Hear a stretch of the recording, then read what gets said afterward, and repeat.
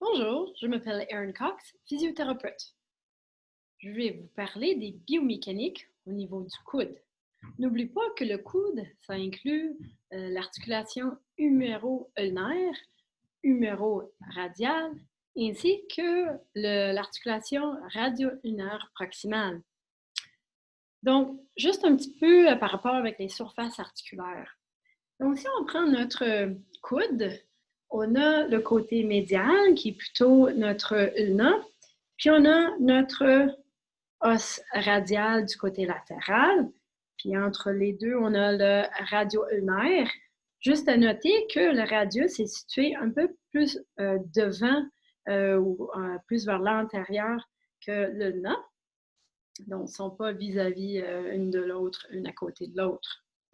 Quand on va parler de notre côté de notre ulna, donc ça c'est le côté médial.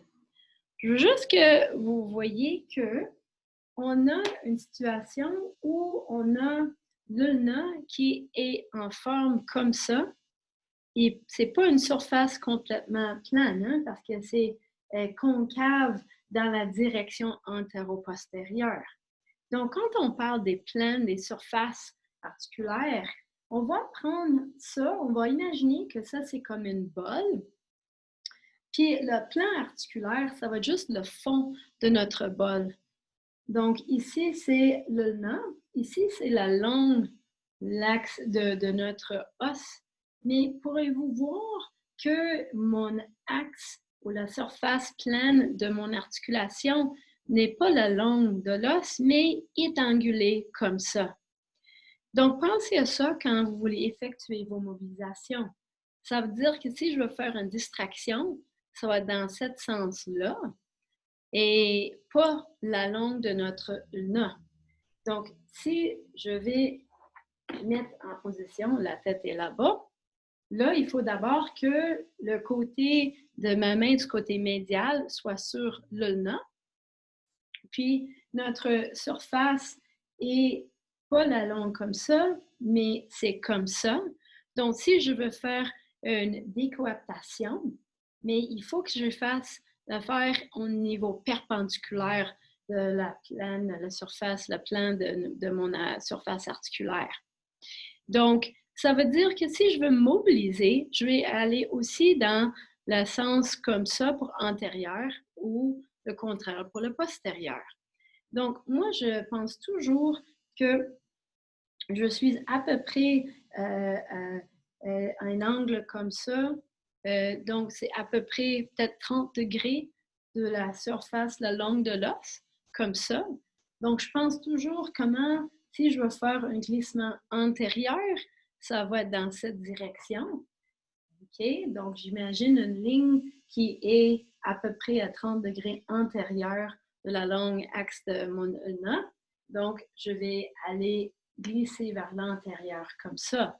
Mais pensez que quand je veux plier encore plus le coude, mais maintenant, si je reste toujours comme ça dans ce plan-là, mais quand je vais mobiliser en antérieur, ça va être en direction plus par là. Donc, un peu en antérieur et vers le haut. Le plus que je vais en flexion, encore, si je veux faire un glissement antérieur, je suis encore dans le plan là, puis ça va suivre. Donc, ça va suivre quand je plie ou si je déplie.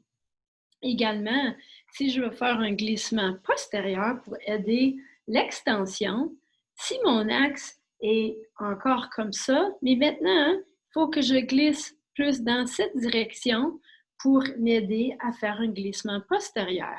Donc, toujours avec ma main du côté ulnaire, puis là, je vais effectuer le glissement dans le sens par là, puis ça va suivre. Donc, si je suis comme ça, mon axe encore antérieur comme là, mais postérieur là, je vais aller par là. Si je veux continuer à suivre une extension, vous voyez comment les surfaces, le plan de mes surfaces, ça va changer. Différent du côté radial, que notre surface est quand même perpendiculaire à la longue axe de mon os.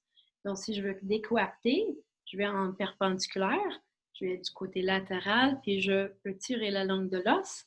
Si je vais effectuer un glissement antérieur, ça va être perpendiculaire à ça, donc directement par là, ou en postérieur, directement par là. Ça va aussi suivre, donc je vais juste penser comment la surface et le plan des surfaces va changer lors d'échanger de mouvement vers flexion ou extension. Merci.